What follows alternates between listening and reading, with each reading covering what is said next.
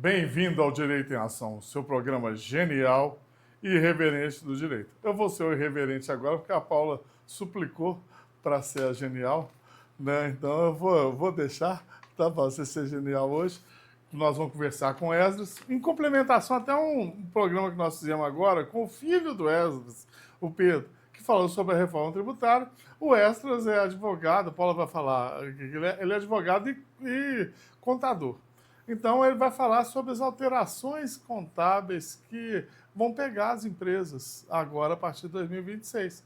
Nós tivemos reforma trabalhista, nós tivemos reforma tributária, e você, empresário, tem que se preparar, porque, a não ser com as empresas muito pequenas, a empresa com determinado porte, ela tem que se profissionalizar, porque senão ela vai acabar. Você lembra aquele cara que era dono da empresa, que fazia, acontecia e falava, a empresa sou eu? Igual o Luís XV falava, Estado sou eu, Luís XIV. Né? Hoje, o empresário não pode mais fazer isso. A administração ela tem que ser profissional e com os assistentes profissionais para que você dê conta de perseverar no mercado. Né, meu amor? Boa noite, pessoal. Nós estamos hoje com o Dr. Esdras Carvalho Costa, meu amigo querido, de muitos anos. Isso. O Esdras é advogado e contador, trabalha muito na área tanto da contabilidade quanto do direito, mas ele tem uma especialização profunda em direito do trabalho, em direito tributário, né, além da contabilidade, que agrega em tudo, e eu acho que um caminha sem o outro. E ele trouxe para a gente essas inovações, essas percepções que têm que ser observadas agora, né, 2026 em diante, para esse pessoal que está aí no mercado ou que pretende entrar no mercado, né, o empresário em si.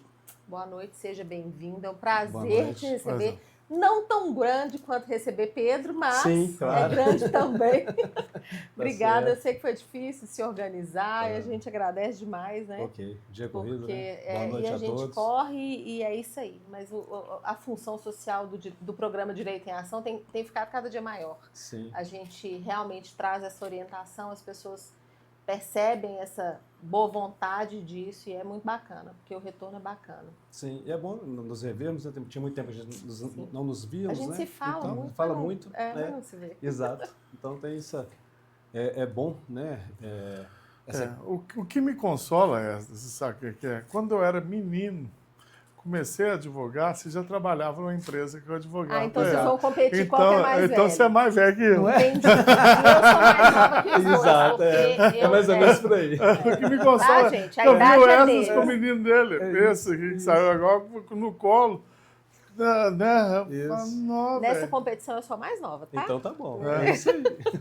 Aí o Esdras tem uma experiência, na época você fazia até a parte trabalhista da empresa, na parte de ser o preposto da empresa e tal. Então, bagagem sua é maravilhosa para empresário e tal. Não é qualquer um que consegue te contratar mais, não.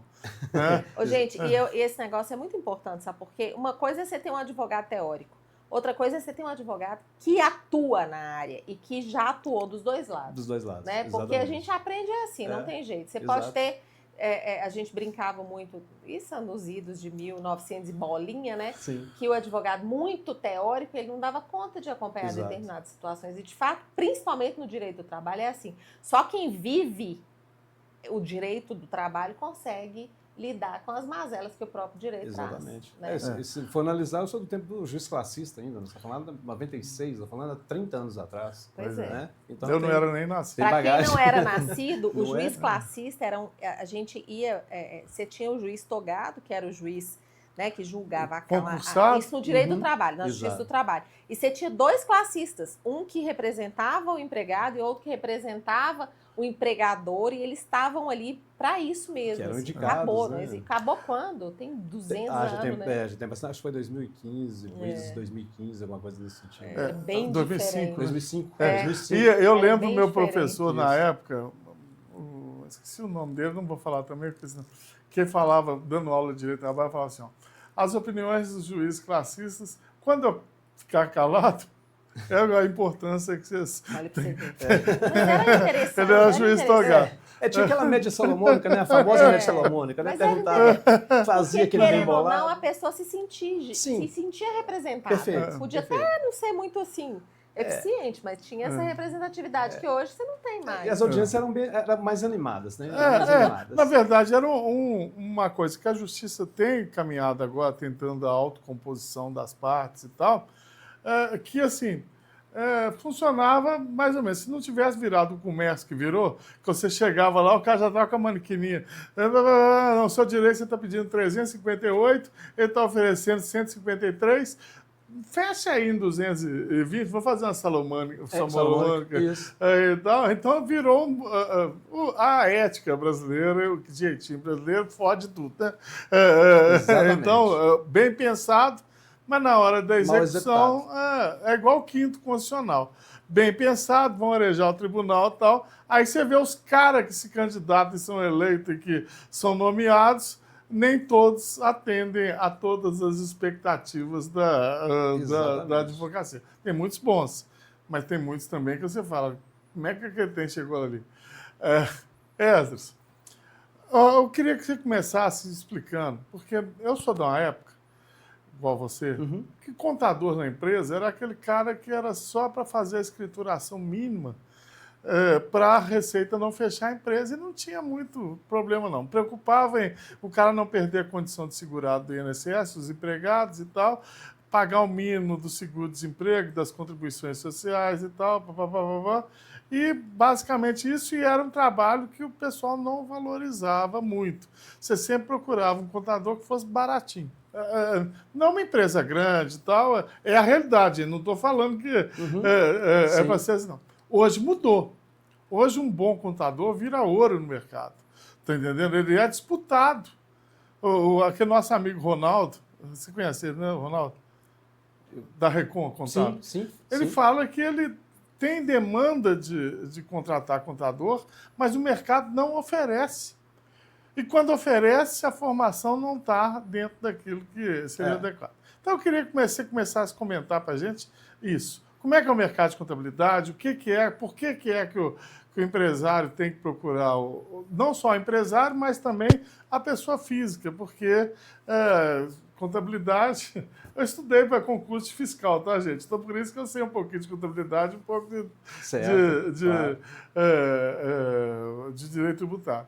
Contabilidade é a ciência que estuda e registra as alterações do patrimônio, né? Então, ele estuda como é que é a contabilidade, custos, fila, tal, como é que é, e escritura aquilo para que o empresário, que a pessoa saiba o que ela tem e saiba dentro de uma avaliação normal. E aí? Aí o que acontece?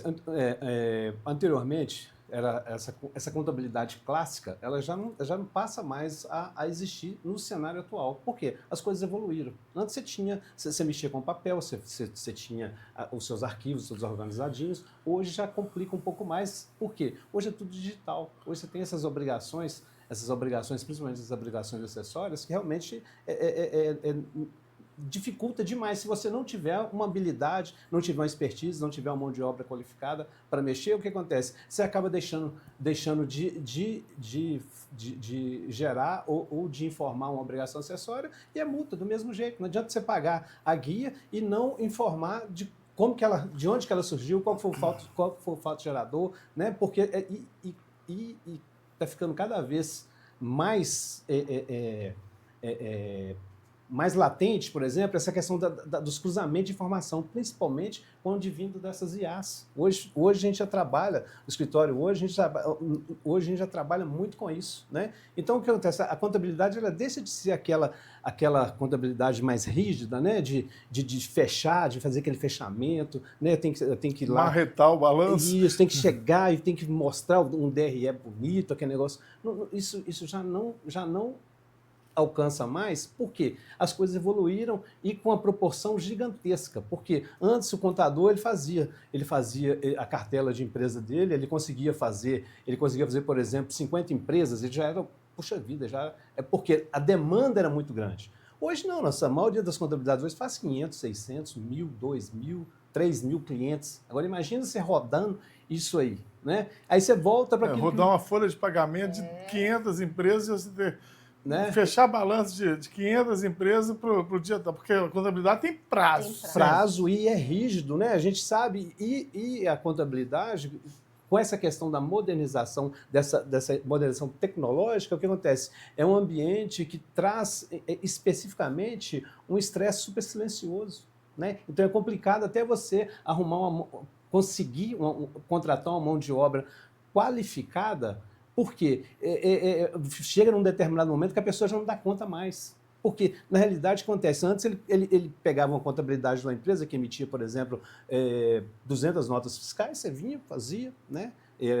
Fazia a parte fiscal, fazia a parte contábil, fechava tranquilo, você conseguia dar conta disso. Hoje não. Hoje você tem essa questão do cupom fiscal, 600 mil, você tem cento e tantas mil notas, então você tem um universo muito maior e com a facilidade muito maior de fazer a geração, porque você não tem físico, é só digital. Então você fica muito preso nisso. Então, o que acontece? Nem todo mundo está preparado para isso. Então, o que diferencia a contabilidade atual hoje, que essa contabilidade atual ela é o quê? Ela é mais consultiva. Né? Porque eu, hoje, enquanto empresário, eu quero ter facilidade. Por quê?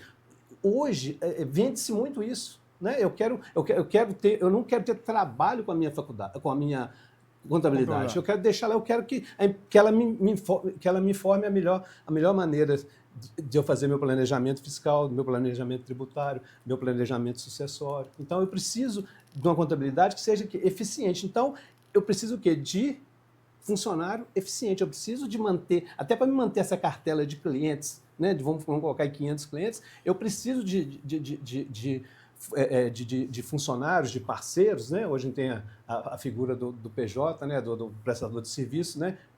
Na área da contabilidade ele é super bem-vindo e é super aceito, porque a gente consegue diferenciar realmente que é um prestador de serviço, o que é um funcionário CLT dentro de uma contabilidade, porque a gente tem serviços que ele consegue fazer isso de forma autônoma, de forma a não gerar vínculo trabalhista. Como é que fica a questão da responsabilidade civil desse prestador de serviço? Porque o contador, a gente sabe que ele tem responsabilidades, dependendo do que ele fizer de errado, ele pode o Código Civil fala que responde. O contador, o administrador da empresa, por atos ilícitos praticados. E o prestador? O prestador, a responsabilidade dele é limitada. Porque, na realidade, o que acontece? Eu enquanto contabilidade, eu tenho o quê? Eu tenho um CRC que vai definir o meu contrato com o cliente. Esse então, é o cara. Isso. Então, se a contabilidade é minha, está no meu CRC. Né? Se eu contrato o Flávio, por exemplo, para ser um analista contábil, ou mesmo um contador, um analista fiscal que seja, ele vai trabalhar, mas quem vai realmente, na hora de informar para o governo, na hora de fazer as declarações, é o CRC. Isso. E aí é um ponto que é o pulo do gato.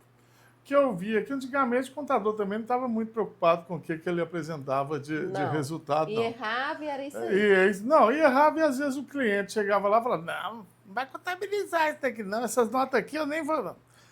Hoje, como é que está a responsabilidade do contador? Se há uma falta de contabilidade, falta de escrituração de determinados notas, o contador é responsável também? Ele é responsável no que está no tocante ao escopo do contrato dele. Né? Porque ele tem que se cercar de algumas coisas. Por exemplo, eu vou fazer a sua contabilidade, você tem umas datas de corte para você enviar. Né? Se você não enviar, isso fica claro que a responsabilidade deixa de ser do cliente. Do cliente, deixa de ser do Se contador. Ele comprou determinada coisa e não te informou na contabilidade, mesmo que seja eletrônico, manda um e-mail para você não tem responsabilidade. Não tem responsabilidade. Na escrituração. Não. Porque eu tenho um escopo lá que nós vamos direcionar. A primeira grande coisa é um contrato bem feito. Exatamente. Só explicando para você, porque ato ilícito, o pessoal acha que é crime.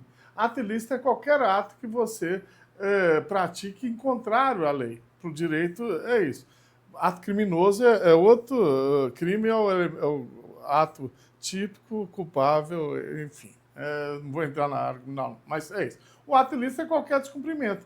Então, se você descumpre determinada obrigação que a Receita impõe, você... E o ato ilícito pode ser omissivo ou comissivo. Então, você fazer errado é responsabilidade e você deixar de fazer também, Perfeito, certo? perfeito. Típico antijurídico e culpável, que é o... Aí já é o criminal.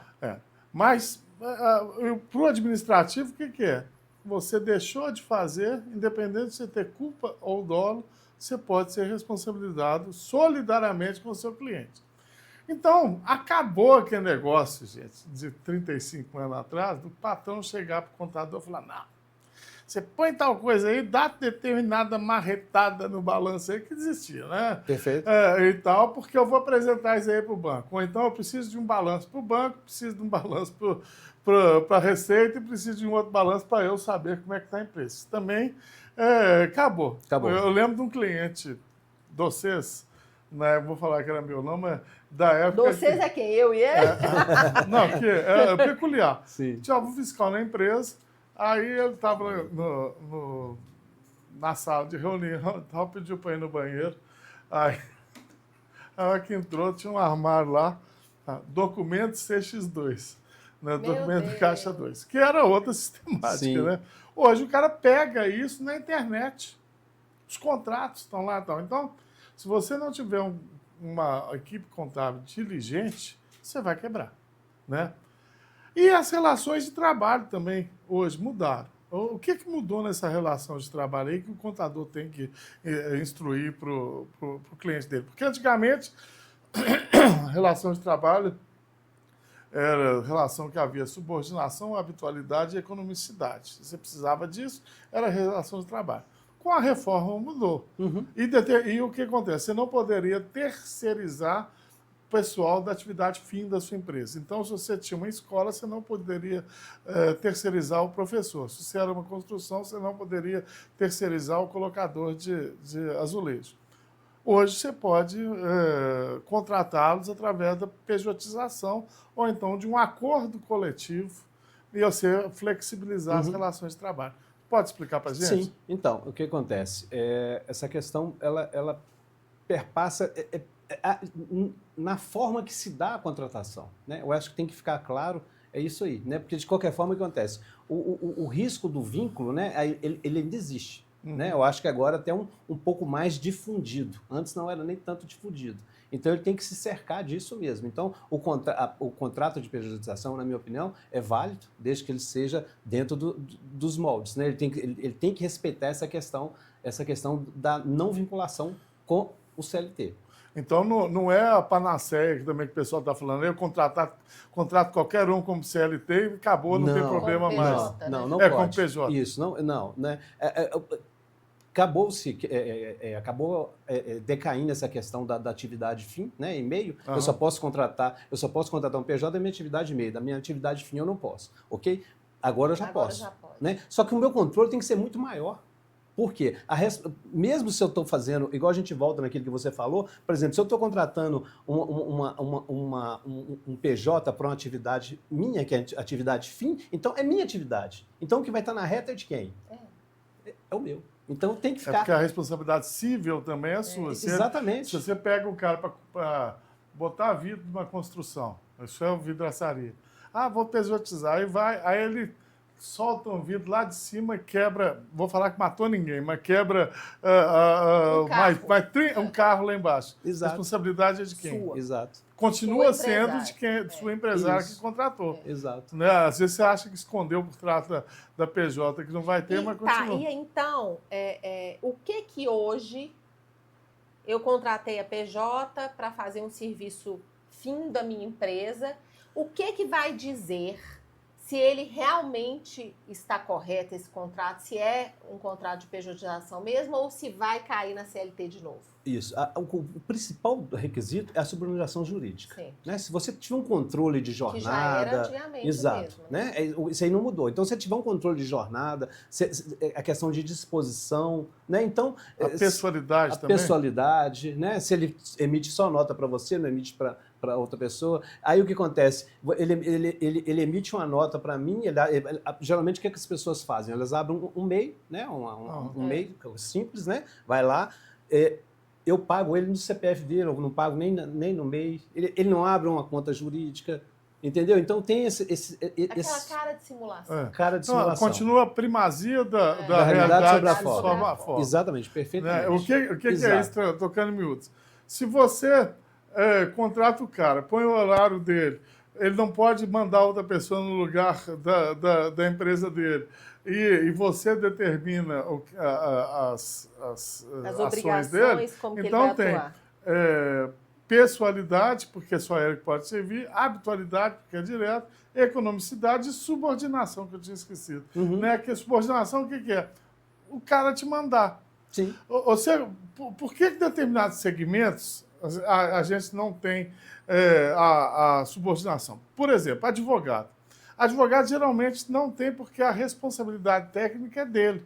Então é o seguinte, ele pode trabalhar para o seu escritório, mas ele colocou lá na petição uma barbaridade, civilmente você pode responder junto com ele, mas perante a ordem, perante tudo, quem responde é ele. Então não há essa subordinação. Da mesma forma, os médicos.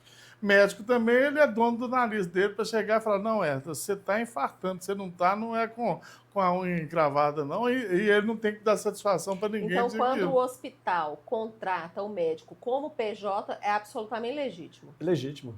É legítimo. É Mesmo legítimo. sendo atividade fim. Mesmo sendo atividade fim, desde que ele preencha aqueles requisitos da não vinculação. Acho que tem que ficar esperto com relação a isso. Aí, algumas atividades são mais complicadas. Por exemplo, professor. Você tem que dar aula de determinado padrão da escola, na hora da escola, você tem que avaliar de acordo com o que a escola determina e tal. Fica mais fácil de comprovar a subordinação. Perfeito. Então não virou um oba-oba de todo mundo pode contratar porque todo mundo tem que virar PJ. O que às vezes você vê na imprensa é que houve a precarização das relações do trabalho. O trabalhador agora está todo fodido. Desculpa aí falar, mas então é o seguinte, você tem que estudar, porque jornalista também não sabe nada não, gente. Com todo respeito, é de ver, pegar um advogado, pegar um contador, pegar um cara do sindicato, não sindicato não porque é politizado, mas pegar o cara e falar assim, o que é efetivamente a mudança.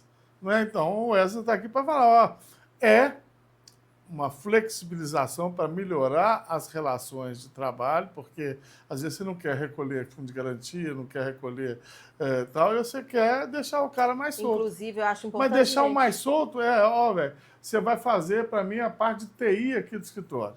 Eu não entendo nada. Eu quero que você me apresente os computadores assim, assado, eu vou te pagar tanto por mês. Aí o cara vai falar assim, Flávio, hoje eu não vou mandar o Davi aqui para olhar os computadores. Beleza? Beleza. Não tem a pessoalidade. Né? Agora, mas tem que vir você no horário tal e tal, e quem vai mandar no céu é o fulano de tal, que é o gerente de TI aqui. E você vai ficar com esse telefone de hora sobre aviso. Entendeu? Continua aquele princípio da indisponibilidade dos direitos do trabalho fora da justiça do trabalho, como é que funciona? Sim, continua. Né? O que é isso, gente? Indisponibilidade dos direitos do trabalho fora é que não adianta você dar uma declaração para o cara falando assim, Esdras, eu abro mão de férias, 13º e tal, porque eu sou PJ. Se o cara levar aquilo na justiça do trabalho, se ficar configurada a relação de emprego, que é com esses elementos, ele tem que pagar. É a questão de renunciar direitos irrenunciáveis. Exatamente. Então, se você tem... Os direitos de trabalho não são renunciáveis. Exato. Eu falava com alguns clientes quando eu advogava, que é o seguinte, você não pode assinar um recibo falando, recebi 10 e, na verdade, o cara te pagar 5. Agora, falar assim, eu abro mão das minhas férias, eu abro mão da minha licença maternidade, eu abro mão de... Não vale, gente. Não vale. O pessoal fica pistola. Os empresários falam, mas... E aí vem a famosa gambiarra que o brasileiro adora. O que o empresário faz? Isso faz mesmo. Eu espero que diminua, mas faz. Ele tem que acertar com o funcionário, ele chama o funcionário e aí conversa, combina um determinado valor, paga. Aí o funcionário sai dali, atravessa a rua, entra na Justiça do Trabalho e pede tudo de novo. E aí o empresário fica com raiva porque é um absurdo, porque eu já paguei. Só que pagou errado. A gente fala muito, né? Quem paga errado paga 2 vezes. Isso continua Continua, né? Numa menor proporção, porque com relação à reforma trabalhista, né, de 2017, esvaziou um pouco, porque antes ele fazia isso e se desse algum motivo para algum problema de não poder de comparecimento em audiência, dava a questão da pena de confissão, revelia, mesmo a empresa tendo pago, pagava-se de novo. De novo. Né? Então agora isso aí agora já ficou já meio que democratizado. É uma evolução. É uma evolução. O pagamento tem que ser legítimo. Sim. O pedido também. Tá entendendo? Eu acho que é o seguinte, você pagar o que você deve, tranquilo. Agora, por uma ficção, você chegou 6 minutos atrasado na Justiça do Trabalho, aí chegou lá, o cara ganhou R$150 mil, um cara que ganhava R$3 mil e trabalhou 15 dias. Exato. Mas não é legítimo. Outra questão que eu ia te perguntar também, que antigamente, gente, era o seguinte, a pessoa procurava o advogado e às vezes ela tinha direito de receber, suponhamos, R$10 mil a título de rescisão e ela pedia R$250 mil. Era muito comum, era um hábito. E aí pedia-se milhões, na hora da primeira audiência fazia um acordo, a pessoa tinha direito a 10, fechava o acordo por 4 e ia todo mundo embora. Isso era, com o perdão da palavra, era uma prostituição da própria justiça do trabalho e do próprio direito do trabalho, porque as pessoas lidavam com isso com muita naturalidade. Isso também mudou com a reforma, porque instituiu-se os honorários de sucumbência, a condenação. Você acha que melhorou isso? E outra coisa, a questão da liquidação dos pedidos também, Sim. né? A gente não tinha que liquidar pedido. O que é liquidar pedido? Você tem que pedir exatamente aquele valor que você fala que é devido. Antes não tinha isso. Você falava assim, requer seja pago todas as verbas devidas. Isso era aceito. Exato. Hoje tem que liquidar tem tudo. Que ser... Liquidar é colocar em valores, né? Isso, tem que ser tudo certinho. As parcelas têm que Você ser acha que discriminadas. resolveu a questão dos pedidos absurdos? Não, resolveu em parte. Por quê?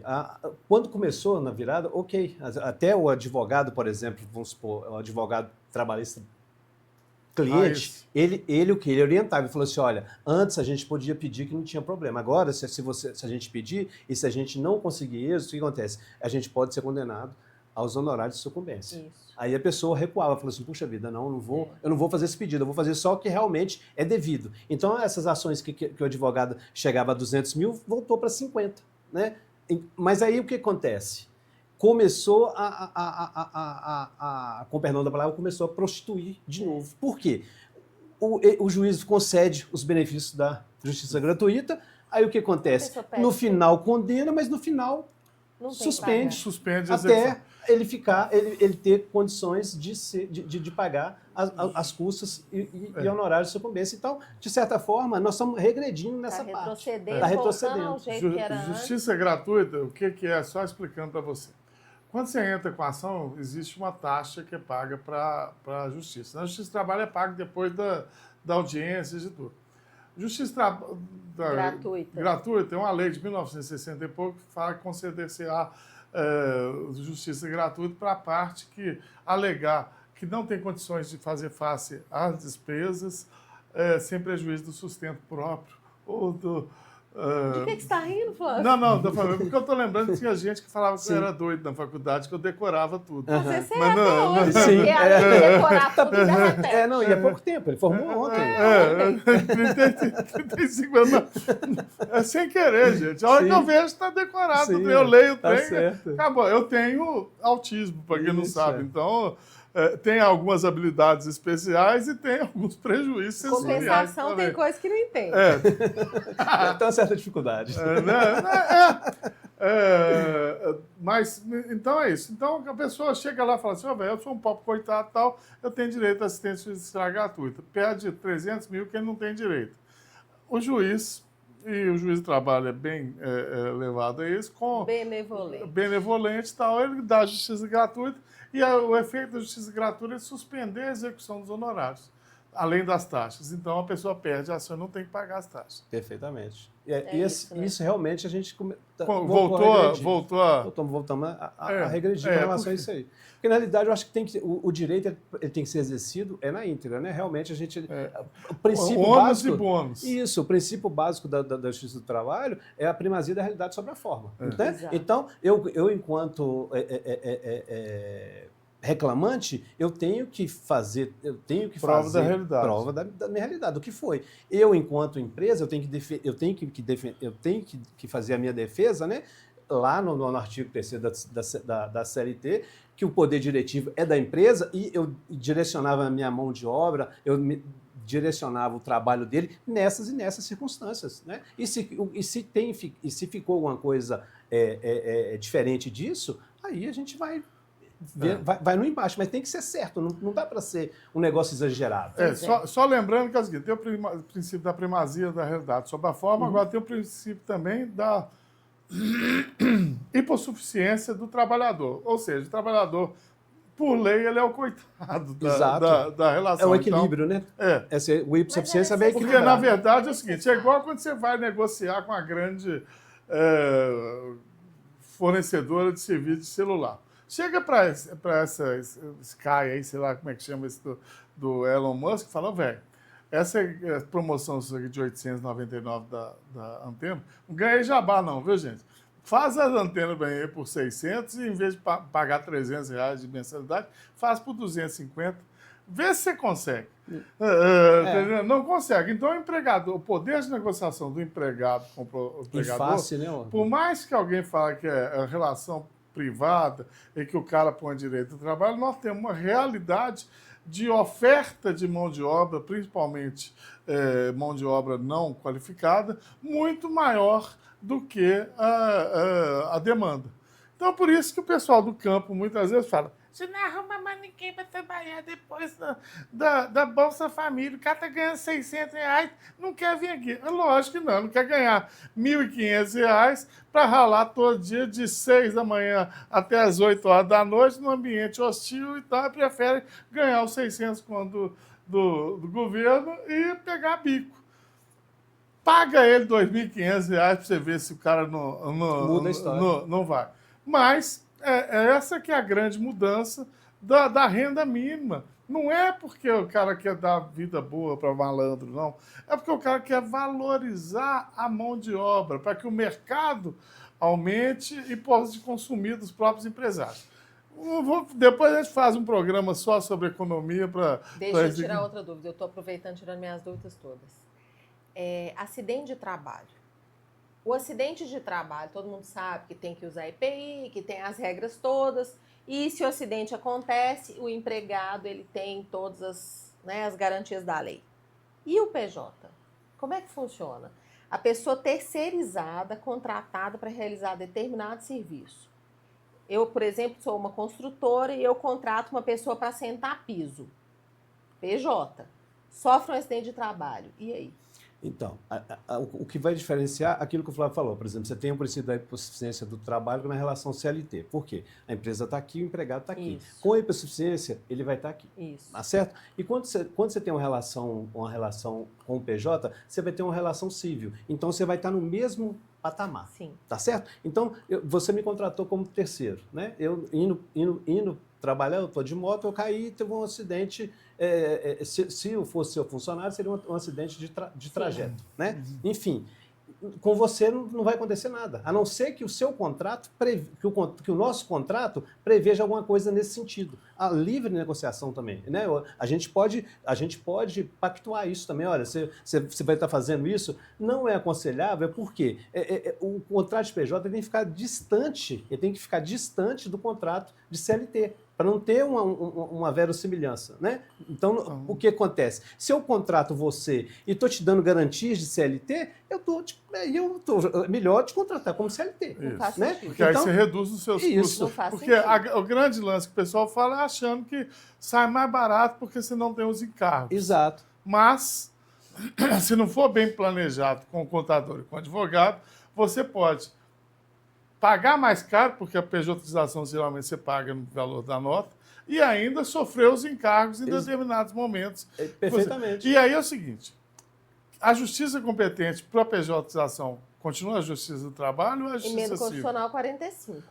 É isso aí. Né? Desculpa. Não é só você que é um Perfeito. gênio nesse Perfeito. lugar, não. Perfeito. Então, o que Só acontece? explicando, a Emenda Constitucional 45 foi uma emenda que, obviamente, alterou a Constituição e falou o seguinte, todo mundo que for discutir relações de trabalho, seja lá com vínculo empregatício ou não, deve-se discutir O mérito é lá. essa Então, aí, justiça do trabalho. só que aí vai se aplicar, ao invés da CLT, vai os princípios da Justiça da Civil. Justiça Civil. E o processo E aí, civil a também. título de alerta para as pessoas que constituem as PJs para prestar esse tipo de serviço, não pode deixar de recolher os tributos. Por quê? Porque se você é uma PJ e você não recolhe o imposto que você tem que recolher, você não está protegido pelo INSS, pela Previdência E Social. você ainda tem aquela retenção de 11% do INSS? Na emissão da nota. Não tem mais, não? Não tem, não. Não tem, não. É só no caso de um prestador de serviço prestar... Não tem. Nessa relação Na PJ, não tem. Na pejotização, não. Não tem. Né? E aí, antigamente a gente retinha 11% na nota, agora não precisa. Agora, geralmente cabe a quem fazer o recolhimento? Ao tomador de serviço ou A PJ que vai recolher o imposto. Os impostos é todos dela. Ela tem. E aí ela paga o INSS do trabalhador Dele mesmo, dela. É, dele então, mesmo. gente, aí é aquele negócio, a faca de dois legumes. Não é que o pessoal da Mas você roça entende a sabe. minha preocupação Né? qual que é? Porque às vezes a pessoa Não. emite Não. a PJ, trabalha como PJ, mas não cumpre as obrigações da PJ. E aí ela não tem cobertura do INSS nem como empregado, nem como Isso, PJ. Exato. ficou no limbo. E Isso fica no daí limbo. é precarização E eu da tenho relação. medo mas, disso é sobrecarregar a Previdência Social lá na frente. Não, Sim. Porque já está deficitário. Imagina Da com esse mesma- tanto de PJ sem pagar imposto. Sem pagar. Exato. Da mesma INSS. forma, a leitura é a mesma. Por exemplo, da mesma forma, eu, um empresário, né, eu vou fazer o seguinte, eu não vou pagar, não quero pagar Não quer pagar impostos, nada. não quero pagar verbas trabalhistas, não quero pagar nada disso, eu vou contratar um PJ, né? Aí o que acontece? A relação ela já ficou o propósito já caiu por terra. O propósito da pejotização não é esse, né? Então, aí o que acontece? Da mesma forma, do outro lado, eu falo, opa, peraí, se eu for contratado como CLT, eu vou ganhar 3 mil, mas se eu for como PJ, eu vou ganhar 6. Então eu vou ser PJ. Porque eu vou ganhar 6, Mas é vou porque não embolsar tem 6. isso lá na frente. Mas aí ele esquece, né? Ele esquece que ele precisa de uma previdência, ele tem a opção até de escolher uma previdência privada. Então ele esquece até de fazer um planejamento financeiro, porque final do ano eu não tenho 13º, no final de 12 meses eu não tenho férias, eu não tenho texto de férias, então eu não tenho fundo de garantia 8. Se amanhã ou depois esse contrato aqui, geralmente os contratos ele tem um período de 30 dias para qualquer das partes rescindir. Então, se ele rescindir comigo, eu vou ter só 30 dias de recebimento. Não Então, tem seguro-desemprego, não isso. tem FGTS, não tem né? nada. Então, agora, quando a coisa é virtuosa, né? Eu tô querendo fazer um contrato com o PJ aqui, por quê? Eu tenho essa parte do meu serviço aqui, é todo digital. Então, eu posso contratar uma pessoa para nem fazer vem isso na aqui. casa dele. Ele não precisa de vir aqui. Ele pode trabalhar remotamente. Eu só preciso de resultado. Né? Eu não preciso do início, meio e fim. Eu só preciso do resultado. Ele vem, treinou, ele não tem que me prestar conta, não tem que me falar que hora que ele está trabalhando. Eu só preciso que no dia 30 esteja tudo dessa forma. Fechou, tranquilo. Né? Aí sim, aí fica uma coisa bacana para as duas partes. Agora, quando começa a desvirtuar de um lado e do outro, aí já complica. E principalmente a corda arrebenta para o lado sempre mais fraco, né? Então o que acontece? Aí você fala assim, mas o lado mais fraco é do prestador de serviço. Nem sempre. Na relação da pejotização, nem sempre. Por quê? Eu, enquanto empresário, por exemplo, eu tenho 5 PJs, né? Eu gostei desse negócio de PJ. Imagina se um consegue vínculo, imagina, os outros 4 eu já estou fadado o quê? A pagar um negócio mais caro. Então ele tem que ficar esperto com relação a isso, porque às vezes nem sempre é a melhor saída, às vezes nem sempre é o melhor objetivo. Talvez o melhor seja o quê? É a questão no trivial mesmo, é a CLT, né? Fazendo direitinho, cumprindo as determinações, exercendo o poder diretivo da empresa, porque muitas não exercem e podem exercer, né?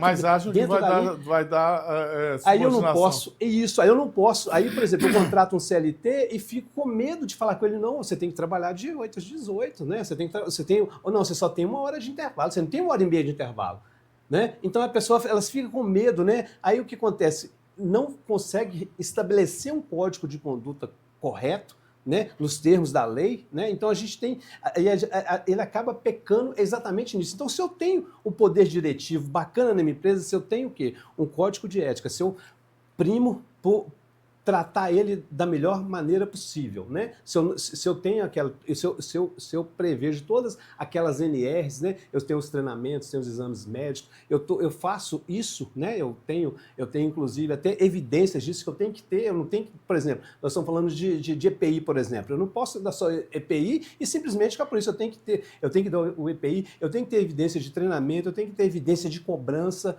né? Vigiar. Então isso tudo é o poder diretivo. E a empresa pode e deve fazer. Por que acontece que acaba desaguando esse trabalho? É porque a empresa, às vezes, nesse aspecto, ela é omissa, né? Nesse aspecto, ela não faz o que realmente deveria fazer, né? E a gente tem vários perfis de funcionários. A gente tem funcionário realmente que não percebe isso, a gente tem funcionário que percebe e a gente acaba ficando, né? Enquanto, eu estou falando porque eu tenho tanta experiência do lado como empregado, como empregador. Então, eu tenho a experiência dos dois lados. Então, eu vejo que, às vezes, falta nas empresas esse conhecimento prévio. É isso que fala assim, puxa vida, não, isso não pode ser feito, né? Aí eu acabo ficando na mão do empregado, porque eu não fiz o que tem que fazer, porque hoje as coisas ficaram muito mais dinâmicas, muito mais rápidas, né? Por exemplo, antes você tinha um fundo de garantia que você tinha que ir lá no sistema, rodar, pagar uma DARF, arquivar, né? Hoje não, hoje já tem, começou lá atrás com o vindo do CFIP, né? Aí tive a GFIP, aí agora já tem o E-Social. Então, o funcionário já entra, ele já tem que estar pré-cadastrado 2 dias antes. Então, não tem como você Não tem mais aquele negócio de você não assinar a carteira. Não né? existe mais. Porque era um grande... Desculpa, meu amor, pode falar. Não, mas é porque a transparência, hoje o acesso também é O muito acesso à maior. informação é muito maior. Antigamente a pessoa não sabia se estava depositando o FGTS, Exato, se não estava. né? Ela ia descobrir quando ela Isso, precisava sacar. são duas Hoje coisas não, que eu ela abre queria... aquilo ali, tá lá É no- isso no- e... que vou mais para frente um pouquinho, mas eu vou... Uhum. Então, acabou aquele negócio do cara ser contratado sem carteira assinada e recebendo O seguro-desemprego jamais. Seguro-desemprego, né? É estelionato. Então. Exato, perfeito. Entendeu? Então, aí, tá vendo? A gente volta sempre naquele negócio, né? A gente tem tantos espertalhões, vou colocar assim, espertalhões, assim, não é nem no sentido pejorativo, do funcionário que quer levar vantagem e da empresa também que quer levar vantagem. Né? Então não dá. Geralmente o empregado, o INSS corre atrás e mete nele uma ação. Agora, o empregador, gente, eu falava com um amigo meu que virou juiz de trabalho há 20 anos atrás, falava, se o cara contratou o empregado sem recolher sem carteira, você pode denunciar na Receita porque ele tem caixa 2. Tá entendendo? Porque a contabilidade é muito clara. Sim. Você entra o dinheiro aqui, você tem que dar saída. Tem que fechar, ué. Tá entendeu? Se contratou o Davi. A não ser que seja igual a nós aqui, que não somos uma empresa e tal, pagamos ele como pessoa física e pronto. Agora, se é uma empresa, tem que estar tudo escriturado. E aí, gente, o auditor fiscal ele chega. Como é que é a relação da contabilidade com os auditores fiscais, hein? Flávio, a coisa ela ficou tão moderna que hoje tem eu vou te dar um nome. Não deve nem DET. ir mais na empresa, DET, não, né? não vai. Vai não, DET, Domicílio Eletrônico do Trabalhador. Uhum. Tudo acontece nesse Nossa, DET. gente. Então, o fiscal ele vai fazer a sua notificação e vai o quê? Te informar que você está sendo fiscalizado através dessa caixa postal. Que você tem que abrir ela todo dia. Então, acabou o negócio de fugir do... Gente, Você tem que abrir todo quem dia. é mais Fugir velho do que a fiscal. série igual nós, o Fugir do fiscal. ficava dentro da empresa, numa mesa. Olha que coisa mais hostil, né? Isso. É extremamente desagradável. Ele ia para dentro da empresa e ficava, às vezes, semanas, sentado numa mesa, olhando papelada. E né? o dono sabendo, os administradores sabendo que tinha uma... desesperado com aquele homem Exato. ali dentro. E com detalhe, você E ele pediu... também sendo hostilizado. Ou não, mulheres coisa também. horrorosa, Você gente. pedir um prazo para ele de 30 dias, 90 dias, era tranquilo. Hoje o prazo é 5 dias, é 10 dias. Não tem isso mais de 90 dias. Não existe. Não, né? e chegava nos 90 dias, você ainda dava mais um totalzinho. Ó, dá mais 30 dias. Não E acha aí é aquele negócio. Porque o que acontecia? Como era escrituração manual, manual não, era eletrônica, mas mas cada Não deixava de ser notificação... manual. Eu olhava papel papelzinho. Aí o cara papelzinho, tem né? uma empresa grande. Eu tinha que. Às vezes eu lembro quando eu estava estagiando numa empresa aí, na parte fiscal, que a gente tinha que pegar as notas fiscais uma a uma, separar de acordo com o tipo de despesa que era, tal, para mandar para a contabilidade. Então, manual, era Eu acho que eu foda. nunca quis mexer nessa área por causa disso. O segundo papelzinho eu já endoidava. É. Eu já ia jogar Papelório, aquele trem pra papelório. cima. É por isso, Imagina. é por isso que eu. Olha como que é a coisa. Então, aí o que acontece? Na sua empresa, né? Você não viu a caixa postal, tá lá. E olha, que eu acho até um pouco de, não sei, né? Eu acho que está ferindo até um pouco aí a Constituição, enfim, não sei, né? Mas é opinião minha, né? Você tem esse DET aí, é o seguinte, a Tá, secretaria traduz o foi DET lá, pra mim. Documento Dom- eletrônico tributário. domicílio Domicílio eletrônico do trabalhador. Tá. Toda informação da empresa referente ao trabalhador vai Vai cair tudo isso errado. ali. Mas aí o que acontece?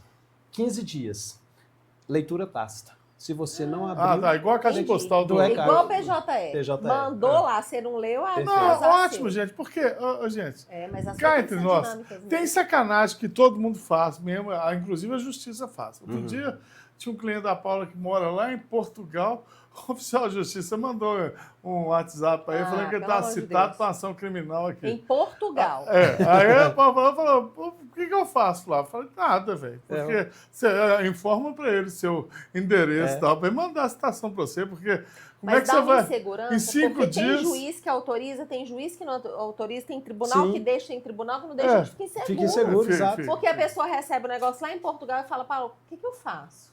E aí lá pelo Código Penal, processo penal, não tem validade. Exato. Mas e o tanto de coisa que aconteceu depois Exato. Pois é. disso? Mas essa questão do que eu falei da DET, até que ela fere um pouco alguns princípios constitucionais, e por quê? Por exemplo, eu sou empresário, por exemplo, eu não tenho esse conhecimento vasto. Por exemplo, igual a gente que é Também advogado não. PJE, é tácito, ok, a gente já sabe, o ECAC, ok, a gente já mas tem é isso aí. completamente Mas diferente. enquanto aí eu fico, puxa vida, aí nunca vi, puxa vida, eu já vi em 5, em 10, em 15 dias. Em 30 dias eu já estou fiscalizado, notificado. E já comprado de Multado, recursos. já multado, provavelmente e já vai comprado de multar. recursos rodando. Ó pra você ver. Independente. E Porque sem- antes tinha sem aquele negócio lembrar, também. Mandava a carta, aí você entrava com um pedido de mais tempo administrativo, porque Agora- chegou o e-mail, Agora, enfim. gente, e eu fico... Aí é matutando, que eu fico matutando. O tanto de golpe que a gente tem de citação eletrônica mentirosa. Isso. Dá pra você Falsa. ver. Como é que eu vou acreditar nisso? E com detalhe, isso eu estou falando com vocês é um caso verídico. Por exemplo, a empresa, ela, nesse ponto, ela não abriu a caixa postal, notificação tácita, já veio, prorrogou o prazo, ainda foi camarada, deu mais uns, acho que 2 ou 3 dias, vê a notificação e já está notificada. Multou. E essa multa de presunção, que ligou uma coisa na outra, olha Eu aí, acho que o realmente, absurdo. eu acho que tem umas questões constitucionais a serem analisadas. O Uhum. contraditório e a ampla defesa. Sim, claro. Como é que você garante a ampla defesa para uma pessoa que não Isso. abriu aquela notificação? Isso. Presume o conhecimento, isso daí é igual a presunção de A gente tinha conhecimento na da lei Justiça do penal. Trabalho, ainda tem, né? Uhum. A presunção de que a pessoa tinha sido citada 3 dias depois que postou a carta no correio. Aham. Olha que loucura. É um absurdo. E aí você toma uma revelia, o processo corre e você... E na parte e fiscal isso, também você toma. E isso no direito do trabalho é Isso vai clássico. no ponto que eu queria que você esclarecesse. Nós já estamos para os finalmente aí. Sim, ok. O Davi já está chamando a nossa atenção ali, fazendo cara feia para mim. Ó, você também. Tadinho, tá de costas. Deixa eu fazer o teatro. Aí é o seguinte, curta, comente, compartilhe. Os endereços do Dr. Écio vão estar aí na descrição, qualquer coisa que vocês precisarem. Ele responde ou não. Se não responder, você vai lá e xinga ele, e aí depois ele responde. Se ele não Tá responder, certo. ele Mas, chama Esdras, que eu chamo ele. Quais são as armadilhas que o empresário tem que fugir dos contadores? Porque na minha época, a armadilha que todo mundo falava é o seguinte: contador emite a guia, mas não paga. Se você der o dinheiro para ele pagar, você vai perder o dinheiro. Não é falar que todo mundo é desonesto, mas aí você... mas o clássico você que tem que pagar suas contas, não é o outro. Mas outras armadilhas que você tem. Porque hoje o poder do contador é muito grande também, porque ele age com o seu token, na maioria das vezes. Sim. Então, teve um caso de um cliente da Paula aqui que veio, que o contador transferiu a empresa dele para outro cara. Ele tinha autorizado de boca. Mas depois ele falou, não, mas nós não fechamos o contrato. Aí quer empurrar para o contador. Lógico, né? Sim. Ninguém faz FIFEI. FIFEI é dos outros. O seu mas é muita responsabilidade. É muita responsabilidade. Então, o que o empresário ele tem que ficar atento para ele não embarcar na canoa furada? Porque é o que fala. Hoje, nós falamos no programa do seu filho, organização criminosa, que é uma organização para a prática de ilícitos, e aí se você pega, aí foram até presas algumas pessoas agora como organização criminosa, porque tinha uma empresa para deixar de recolher os tributos, que é evasão fiscal, que tem tipo penal de crime. Se você não quer ter desgosto de ter de 20 a 40 anos aí ficar vendo só o quadrado, a não ser que contrate um bom advogado criminalista, né? Mas no normal... tributarista. No normal, o que é a atenção do cara que tem que ter quando ele chega na contabilidade para ele não embarcar na furada? Porque tem contador aí também que fala, não, dá R$200 aí que eu faço as declarações para você todo mês. Exato. Tá entendendo? É mais ou menos igual o advogado que faz flagrante por R$200. Exato. Corre dele porque você vai se fuder. Perfeito. É a mesma coisa, é nessa linha mesmo. Eu acho que tem profissionais sérios, né? Profissionais, e tem também profissionais não tão sérios, né? Então o empresário tem que ficar atento a isso e que tenha um bom contrato. O contrato ele tem que cercar isso, o escopo do serviço tem que ser bem definido, né? O que vai fazer, até onde vai, até esse limite de responsabilidade. Eu acho que ela tem que ficar bem definida no escopo do contrato, né? Almoço de graça a gente sabe que não tem. Né? Então, essas coisas fantasiosas, né? Tem contador que promete fazer um montão de coisa e tal, e o custo, né? Aí você já tem que entender que isso aí é canoa furada, né? Uhum. Então, ele tem que voltar naquela questão do poder diretivo da empresa. Ele tem que entender o que está acontecendo na empresa dele. Ele tem que saber o quanto que ele fatura, quanto que ele paga de imposto, ele tem que entender de guias que estão sendo pagas, de folha de pagamento, ele tem que entender por que a folha esse mês foi mais alta, foi mais baixa, enfim, ele tem que trabalhar com esse provisionamento, ele tem que entender, ele tem que chegar lá e falar, contador, me explica como é que eu vou ler esse DRE aqui, me explica como é que eu vou ler esse balanço, como que eu vejo isso aqui, como que eu sei o quanto que eu estou faturando, o quanto que eu não estou, onde que eu estou tendo prejuízo. Isso o empresário moderno, o empresário hoje ele tem que se modernizar a chegar a esse ponto de conversar com o contador de igual para igual. Né? Ele consegue fazer isso porque as informações hoje elas ficaram muito mais palpáveis, é muito mais simples. Né? Você pega hoje uma imersão aí, você consegue, de reforma tributária, a gente dá um curso lá, 2 dias, você sai de lá um expert. Né? A gente dá nós temos uma consultora lá que ela pega a reforma tributária na ótica do empresário e tudo que ele precisa saber, ele já sabe, então ele é só aplicar. Porque às vezes o que acontece? Às vezes a gente acaba ficando relapso, né? A gente só vê depois que acontece. Né? E o empresário ele tem que entender também que a responsabilidade do contador ela é limitada. Né? Eu não posso responsabilizar ele pelo não pagamento do imposto, porque o pagamento do imposto é de minha responsabilidade. Sim.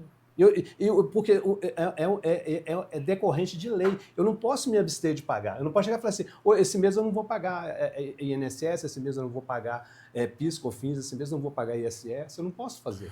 E acabar com a avacalhação dos empresários. Porque o que eu falo empresário? Que eu atuei também uma época na área de direito comercial. E a área de direito comercial, o que é? O costume.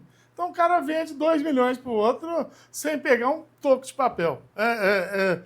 Funciona? funciona, até dá problema. Exato. É a mesma coisa. Quando funciona, funciona. Até o fiscal chegar lá e plantar uma autuação. E monstra. o empresário, né, na nossa ótica, eu acho que a responsabilidade é toda dele. Né? Uhum, Porque é. o fato gerador, ele que criou, o contador, ele responde sim. Ele tem responsabilidade Sim. sobre isso. Não, mas ele não tem toda a responsabilidade, porque a responsabilidade realmente é dele.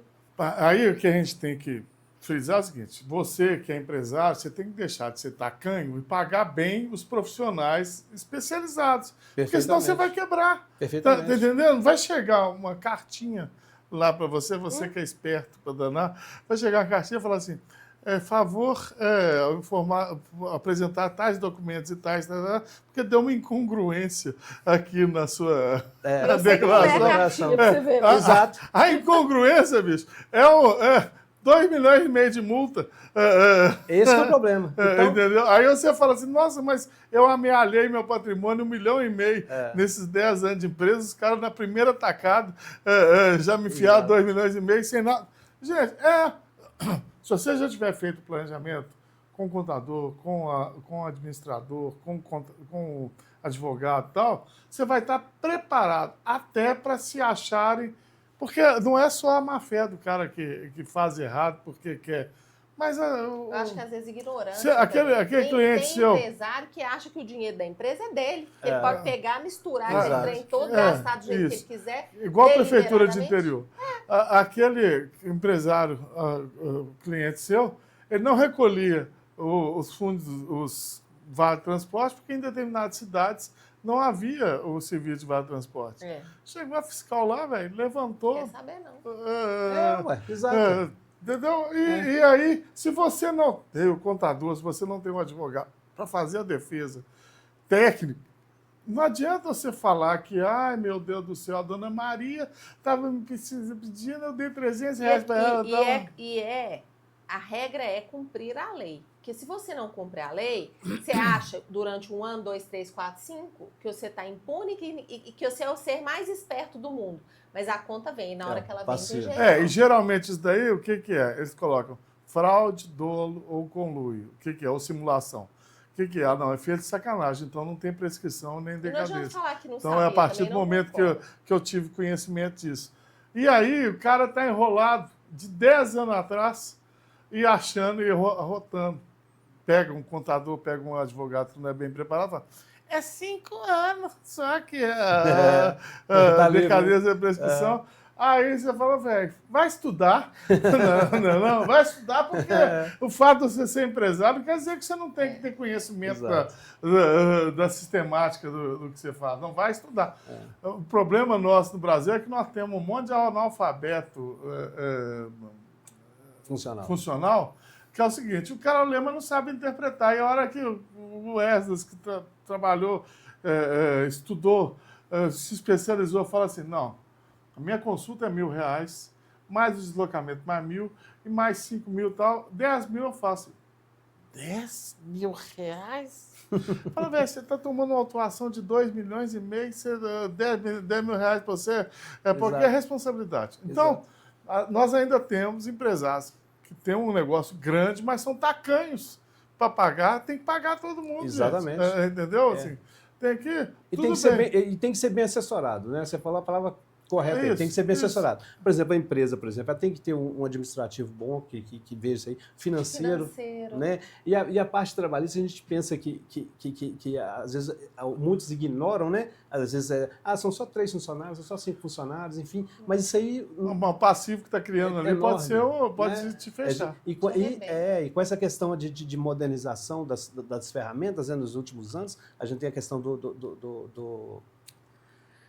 começou com o CEFIP, agora com o E-Social, né? Então, a gente tem essa questão também, a gente falou até do EPI, só para a gente encerrar, a questão do EPI, a gente tem que ter essa questão da segurança do trabalho, né? Essas NRs, então, já vem pronta, já está pronto, não tem como você escapulir, não tem jeito. Né? Basta Isso, cumprir, né? É exato. tão simples. Isso se você faz errado, principalmente com relação à insalubridade, você paga insalubridade e não é insalubre. Não, você acaba não querendo pagar uma perícia, né, de um perito, do engenheiro de segurança do trabalho, para vir aqui fazer as medições e tal. Você fala, não, aqui então, vou fazer o seguinte, é um contrato de prestação de serviço, eu vou pagar isso aqui. Aí amanhã ou depois o INSS fala assim, ué, lá no famoso PPP, não era insalubre não, tinha que pagar não.